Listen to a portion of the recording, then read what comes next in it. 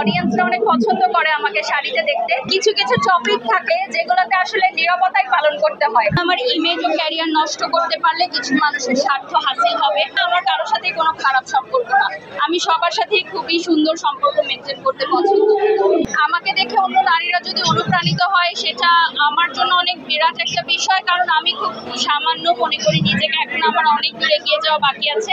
কিন্তু আমার কাছ থেকে নারীরা যেটা সবসময় আমি দেখি শুনি যে কোনো বয়স থেকে যে কোনো অবস্থা থেকে নিজেকে আবার ঘুরে দাঁড়ানো, নিজেকে তৈরি করা। যেমন আমি একদমই জিরো থেকে নিজেকে গড়েছি।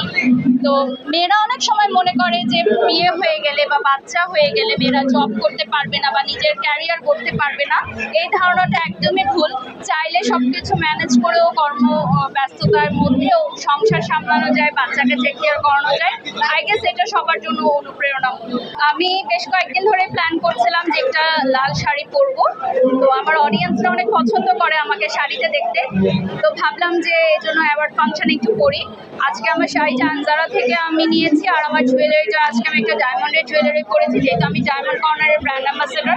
তো বিশ্বব্যাপী আমি ডায়মন্ড কর্নার প্রচার প্রসার করি। তো ওদেরই একটা লেটেস্ট জুয়েলারি সেট আমি পরেছি, এটা ডায়মন্ডের।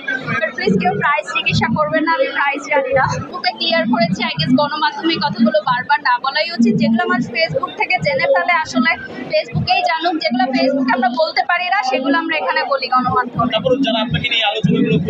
আমি ওটা অবশ্যই দেখিয়েছি, ক্লিয়ারও করেছি। যারা ভুল বিভ্রান্তির মধ্যে ছিলেন, আসলে হয় কি অনেক ক্লিপ কাট করে করে পোস্ট করে, যারা রিলস পোস্ট করে আগে পরের কথাগুলো দেখে না। তো সেক্ষেত্রে ভুল ধারণা হতেই পারে, ওটা আবার ভেঙেও যায়। তো এইভাবেই জীবন চলছে, জীবনের গতিতে। কিছু বিষয় আসলে আমি কথা বলাই পছন্দ করি না, কারণ কিছু কিছু টপিক থাকে যেগুলোতে আসলে নীরবতাই পালন করতে হয়। যেগুলোর সাথে যদি আপনি প্রতি উত্তর দিতে চান তাহলে আপনি আপনার ব্যক্তিত্ব ধরে রাখতে পারবেন না। তো আমার কাছে মনে হয় নীরবতাই শ্রেষ্ঠ একটা মানে আমার মনে হয় কিছু কিছু বিষয় নীরবতা পালন করাই শ্রেষ্ঠ।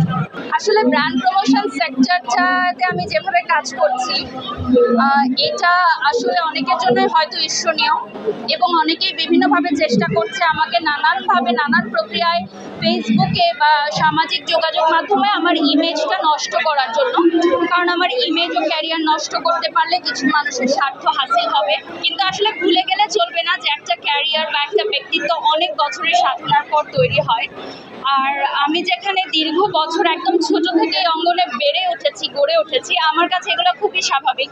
এগুলো কীভাবে হ্যান্ডেল করতে হয়, এগুলো কীভাবে ট্যাকল করতে হয় আমি আমার সিনিয়রদের কাছ থেকে শিখেছি, দেখেছি, পরামর্শ নিয়েছি। আমি আমার যে কোনো মিডিয়া ট্রায়াল যেগুলো নেগেটিভভাবে হয় সেখানে পরামর্শের জন্য আমি আমার বিভিন্ন মিডিয়া কলিগসদের পরামর্শ নিই, যারা অনেক সিনিয়র, যারা সেলিব্রিটি পর্যায়ে বা যারা এই ধরনের প্রবলেম ফেস করে এসেছে, তাদের পরামর্শগুলো আমি মেনে চলার চেষ্টা। আপনার সাথে নাকি গৌতম সাহার ঝগড়া হয়েছে, তাই আপনারা কাজ করছে না, এই বিষয়টা একটু ক্লিয়ার করবেন আবার। না, দাদার সাথে তো একটু আগেও কথা হচ্ছিল, একসাথে আমরা স্টেজে ছিলাম।